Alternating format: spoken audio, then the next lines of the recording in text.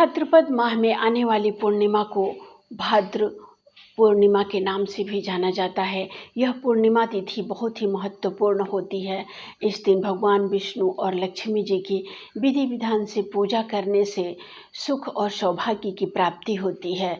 साथ में ही यह पूर्णिमा पितृपक्ष के लिए भी बहुत शुभ होता है, क्योंकि पितृपक्ष भाद्रपद पूर्णिमा से लेकर अश्विन माह की अमावस्या सर्वपितृ अमावस्या तक मनाई जाती है।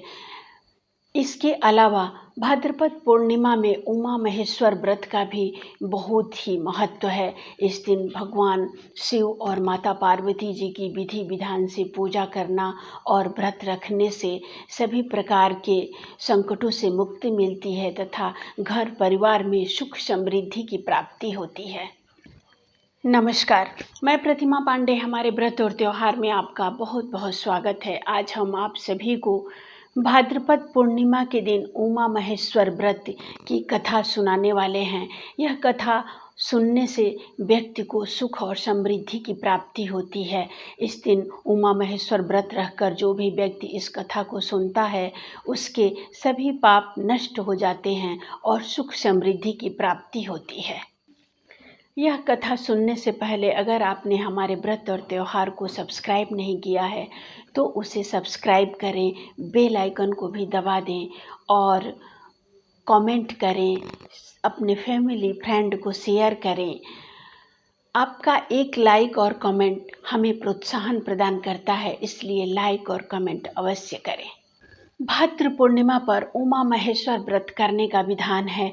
इस दिन शिव जी और पार्वती जी की विधि विधान से पूजा करनी चाहिए।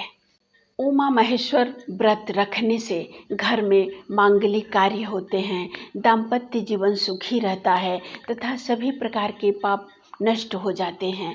इस दिन जो लोग भी व्रत रखते हैं उन्हें उमा महेश्वर व्रत की कथा को अवश्य ही सुनना चाहिए। एक बार दुर्वासा ऋषि के मन में यह इच्छा हुई कि वह कैलाश जाकर माता पार्वती जी और शिव जी के दर्शन करें। ये सोचकर वह कैलाश पहुँचे और उन्होंने वहाँ पर जाकर माता पार्वती जी और शिव जी के दर्शन किए।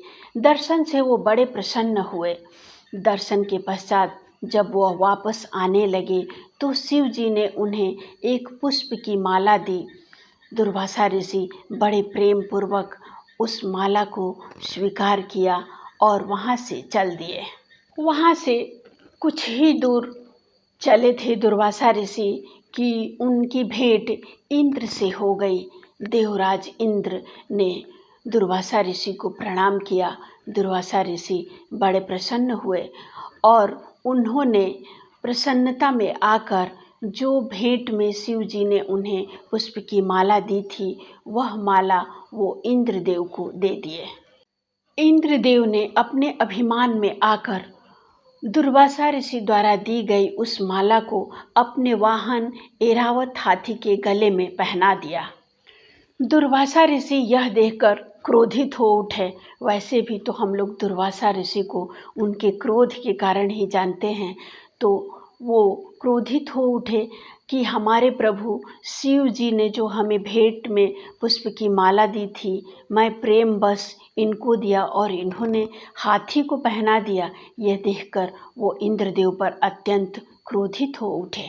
दुर्वासा ऋषि को लगा कि इंद्र ने अपने घमंड में आकर और पुष्प की माला को ऐरावत को पहना दिया, इसलिए उन्होंने क्रोधित होकर इंद्रदेव को श्राप दे दिया कि तुम्हें छोड़कर लक्ष्मी जी चली जाएंगी, तुम्हें इंद्रलोक और सिंहासन भी छोड़ना पड़ेगा।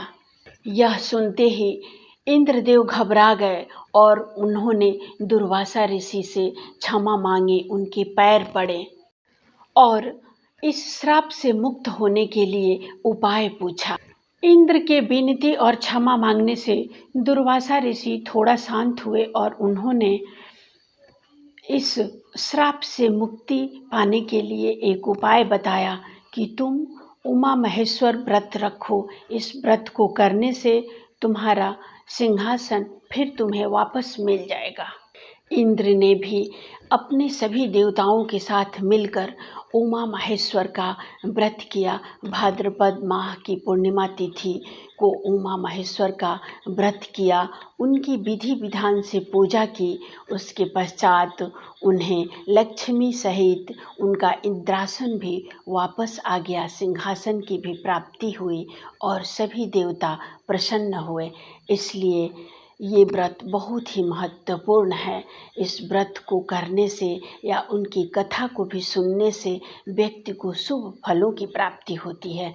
आप और आपके परिवार पर उमा महेश्वर की कृपा सदैव बना रहे, इसी कामना के साथ अगले वीडियो में हम फिर एक नई जानकारी के साथ उपस्थित होंगे। नमस्कार।